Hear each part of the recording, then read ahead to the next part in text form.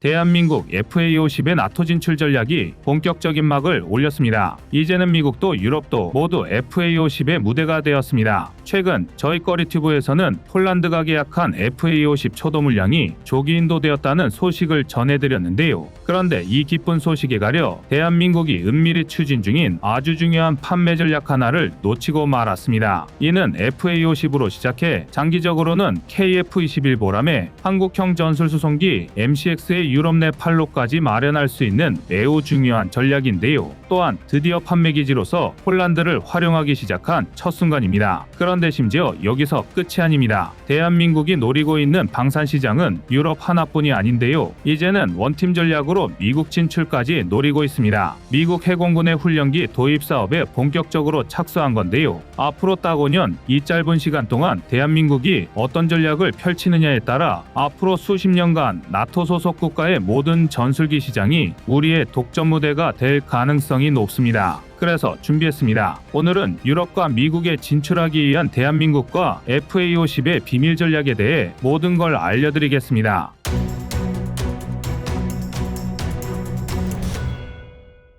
대한민국이 FA50 유럽 진출을 위해 폴란드에 전진기지를 건설했습니다. 지난 7월 9일 계약 10개월 만에 사상 최단 기간으로 인도된 FA50GF 125기의 후속 지원을 위한 기지사무소를 개소한 건데요. 이곳의 표면적인 목적은 폴란드 공군 정식 인도까지 FA50GF 125기의 최종 점검을 지원하는 것입니다. 또한 장기적으로는 2028년까지 예정된 폴란드 수출용 FA50 48대에 대한 일종의 고객 지원과 기술 지원 업무를 전담하게 됩니다. 우리 일상생활에 대입해보자면 출장 AS 사무소와 비슷한 역할인 셈입니다. FA50 개발을 주관한 카이는 국내 전문 인력이 상주하는 기지사무소가 민스크 공군기지 내에 소재한 만큼 24시간 밀착, 정밀 지원이 가능하고 이에 따라 FA50 가동률 향상과 폴란드 공군 전력 증강에도 상당한 기여를 할 수 있다고 보고 있는데요. 실제로 카이는 이미 튀르키예, 필리핀, 인도네시아, 페루, 태국에서 해외 사무실을 운영하면서 혹독한 효과를 본 전례가 있습니다. 폴란드의 기지사무소는 벌써 6번째 해외 사무실인데요. 그런데 여기서 조금만 더 깊이 파고 들어가 보면 폴란드 기지사무소의 진짜 역할을 발견할 수 있습니다. 사실 폴란드 기지사무소의 진짜 역할은 단순히 FA50GF, FA50PL 수출 지원에서만 끝나지 않습니다. 일반적으로 계약 금액만 수조 원에 달하는 대규모 방산 계약은 계약 당시 얼마나 큰 금액이 오가느냐에만 초점을 맞추기 마련입니다. 규모가 워낙 크다 보니 그 이후 추가적인 이득이 존재할 것이라 생각하기 어려운데요. 그러나 실상은 정반대입니다. 예를 들어 폴란드발 FA50 48대 수출 계약은 총 4조 원에 달하는 규모로 진행되지만 진면목은 납품이 끝나는 2028년부터 시작됩니다. 전투기 수명 주기의 60에서 70%는 후속 지원에 달려있기 때문인데요. 4조 원은 통상적으로 30년간 운용하는 전투기에 소모되는 총 예산의 30% 정도에 불과합니다. 앞으로도 FA50으로 발생할 기대 수익만 무려 9조 원 이상이라는 뜻인데요. 카이의 기지사무소는 폴란드 공군의 정비, 교육 훈련부터 군수품과 기술 지원, 부품 조달 등을 모두 독점하기 위한 첫 발판이나 마찬가지입니다. 무기고 입국인 폴란드 입장에서도 대한민국의 이런 철두철미한 사후 지원은 쌍수 들고 환영할 일인데요. 그도 그럴 게 일반적인 무기 판매국들은 기술력을 선점하고 있다는 걸 빌미로 삼아 사후 지원에 있어 갑질을 일삼는 경우가 허다합니다. 특히 미국, 유럽, 러시아 등 이른바 강대국들은 하나같이 약속이라도 한 듯 열악한 사후 지원으로 악명이 높습니다. 그나마 저가 장비는 이게 큰 문제가 아닐 수 있어도 전투기, 전차, 함정 등 고가인데다 필요 기술력이 높거나 계약상 자가 정비가 불가능한 핵심 무기 체계는 장비 하나가 열애될 때마다 치명적인 수준의 안보 공백이 발생합니다. 하지만 당장 미국만 봐도 전투기 수리에 짧게는 2개월, 길게는 1년 넘게 소모되는 데다가 유럽의 경우 1년은커녕 아예 하몽차사인 경우가 일상입니다. 그래도 그나마 미국이나 유럽의 경우 사정이 괜찮은 편인데요. 중국제 무기의 경우 아예 장고장은 거들떠보지도 않거나 심각한 결함이 생겨도 배째라는 식으로 묵묵부답으로 대응하기 일쑤입니다. 반면 대한민국은 특별한 경우가 아니라면 한두 달 이내에 정비 소요를 해결해 줄 수 있습니다. 유럽 등이 지나친 건축으로 우수한 성능의 무기 체계를 만들어 놓고도 양산이 정지되어 관련 부품을 구할 수 없는 반면 대한민국 무기 체계는 안보 환경상 여전히 양산 생산 중인 경우가 많은 덕인데요. 그렇다 보니 폴란드에 기지사무소를 설치하는 것처럼 적극적인 사후 지원에 나설 수 있는 것입니다. 그런데 심지어 여기서 끝이 아닙니다. 대한민국은 사후 지원을 위한 기지사무소는 물론 폴란드의 국제비행훈련학교를 설립하는 사업까지 추진하고 있는데요. 일부 초강대국들을 제외하고 대부분의 나라들은 외산 전투기를 도입하면서 이를 계기로 자국 공군의 전반적인 전투 수행 능력이 향상되길 원합니다. 한마디로 파일럿의 질적 향상을 추구하는 건데요. 대한민국은 바로 여기에 집중해서 폴란드의 시뮬레이터와 가상현실, 인공지능 등 첨단 기술 기반 국제비행학교를 설립하려는 것입니다. 전투기 도입부터 파일럿 양성, 사후 지원까지 한 큐에 해결할 수 있는 통합 시스템을 유럽 중심부에 만들려는 건데요. 이는 결국 유럽 내 대한민국의 새로운 입지 기반이 될 것입니다. 그동안 대한민국 무기체계, 특히 FA-50을 비롯한 항공전력이 유럽에 진출하지 못했던 건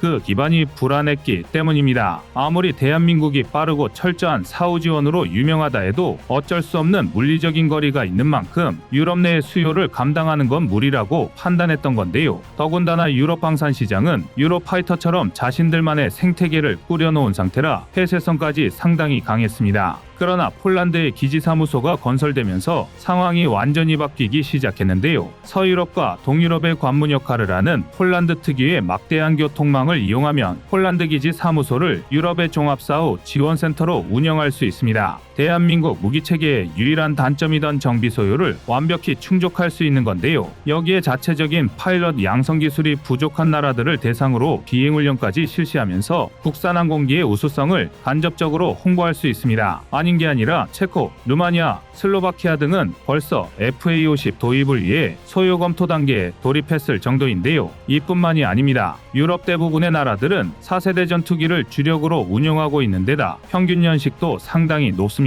예를 들어 이탈리아의 경우만 봐도 1979년 도입을 시작한 파나비아 토네이도와 1994년 생산을 시작한 유로파이터 타이푼을 여전히 양적 주력기로 운용하고 있습니다. 두 기체의 평균 연식만 무려 38년이 넘는다는 걸 생각하면 노인학대나 다름없는데요. 이는 유럽의 초강대국이자 맹주국을 자처하는 독일도 마찬가지입니다. 유럽 국가 대부분이 평균 연식만 20에서 30년에 달하는 구식 전투기를 여전히 현역으로 운용하고 있는데요. 이 중 사정이 괜찮은 일부 강대국들은 소량의 F-35를 도입하면서 급한 불은 끄고 있지만 정작 허리에 해당하는 미들급 전투기는 터무니없이 부족한 상황이고 구식 F-16이나 유럽산 전투기들을 운용하고 있는 나라는 아예 부품이 모자라 개량의 엄두조차 못 내고 있습니다. 이것도 그나마 사정이 나은 서유럽 기준이고 소련의 영향력 아래 있었던 중부 유럽이나 동유럽의 경우 사정이 더욱 열악한데요. 지금까지는 전투기 정도야 없어도 그만이라고 생각했지만 갑자기 우크라이나 전쟁이 발발하면서 신형 전술기 수요가 폭발하고 있습니다. 대부분의 유럽 국가들이 화들짝 놀라 우크라이나의 구식 F-16과 소련제 전투기 지원을 결정하고 있지만 정작 자신들의 공중안보에는 커다란 구멍이 뚫린 상황인데요. 이런 상황에서 우수한 성능, 압도적인 가성비, 완벽한 사후 지원 체계, 심지어 파일럿 훈련 시스템까지 제공해 줄 수 있는 대한민국은 하늘에서 내려온 동아줄이나 마찬가지입니다. FA-50이 활개를 칠 수 있는 완벽한 조건이 갖춰진 셈인데요. 그런데 놀랍게도 이런 완벽한 조건이 갖춰진 무대가 하나 또 있습니다. 바로 미국입니다. 현재 미 해군과 공군이 향후 2-4년 내로 신규 도입할 것으로 예상되는 고등 전술기 물량만 600대에 육박합니다. 미 해군의 경우 2025년 하반기까지 145에서 220대의 고등훈련기 도입 사업 UJTS를 진행 중이고 2027년까지는 64대에서 132대의 전술훈련기를 추가 도입하는 사업 TSA를 진행할 예정입니다. 또 미 공군은 2026년까지 128대에서 244대 규모의 전술훈련기 도입 사업 ATT를 계획 중인데요. 지금 당면한 가장 빠른 사업은 최대 220대 물량의 미 해군 UJTS지만 보잉의 T-7A가 사실상 유일한 경쟁 기종인 만큼 FA-50의 훈련용 계열기인 대한민국 T-50A 선정이 유력합니다. 애초에 미 해군과 공군이 동시에 이처럼 대규모 사업을 벌이게 된 계기가 다름 아닌 T-7A이기 때문인데요. 보잉 사부의 컨소시엄으로 개발된 T-7A는 지난 2018년 미 공군의 미군에서 진행한 고등훈련기 APT 사업에서 대한민국하의 로키드 마틴 컨소시엄이 제시한 T-50A와의 입하전에서 승리한 기종입니다. 당시 T-7A는 보잉이 개발을 주도하면서 디지털 모형 제작, 유체역학 시뮬레이션, 3D 프린팅, 3차원 CAD 등 지금도 최첨단으로 불리는 컴퓨터 기술을 총적용했고, 이 덕에 풍동 실험과 시제기 단계까지 건너뛰면서 1차 설계의 성공률을 비약적으로 높였습니다. 그리고 이는 곧 제작 기간 단축과 어마어마한 제작 단가 감축으로 이어졌는데요. 실제로 T-7A는 APT 사업 당시 미 공군에서 제시한 목표가 보다 무려 45%나 저렴한 가격을 무기로 내세웠습니다. 그러나 보기 좋은 떡이 늘 먹기도 좋은 건 아니죠. APT 사업에 선정된 T-7A는 곧 터무니없는 수준의 안전 문제들이 발생하기 시작했고, 결국 미 공군은 T-7A를 사실상 폐기하고 새로운 전술훈련기 도입 사업인 ATT를 시작할 수밖에 없었습니다. 이로 인한 미 공군의 피해는 단순히 예산 문제뿐만이 아니라 파일럿 훈련이 최대 24개월 이상 지연되는 등 심각한 안보 문제가 발생했습니다. 이에 비하면 7억 5천만 달러에 육박하는 예산 손실 정도야 작은 일부분에 불과한데요. 대한민국의 T-50A는 바로 이 부분을 공략하고 있습니다. T-7A와 달리 빠르고 우수하며 안정적인 신뢰도를 장점으로 내세우고 있는데요. 뿐만 아니라 정부 각계각층 기관들은 물론이고 카이, 국방기술품질원, 한국국방안보포럼 등 관계자들이 총동원된 원팀을 꾸려 본격적인 미국 시장 공략에 나섰습니다. 혹시 모를 변수를 완벽히 차단하기 위해 대한민국 국가 차원의 총력전에 돌입한 건데요. 대한민국 산업연구원에 따르면 T-50A가 미군 고등전술 훈련기 사업에 선정될 시 최소 22조에서 최대 44조 원에 이르는 대규모 생산 유발 효과와 7만에서 12만 명에 육박하는 고용 창출 효과가 발생할 것으로 추산됩니다. 대한민국의 방위산업 구조를 송두리째 뒤바꿀 어마어마한 대격변인데요. 과연 대한민국의 FA-50이 유럽과 미국 시장을 모두 공략하는 데 성공할 수 있을지 앞날이 주목됩니다. 이상 꺼리튜브였습니다.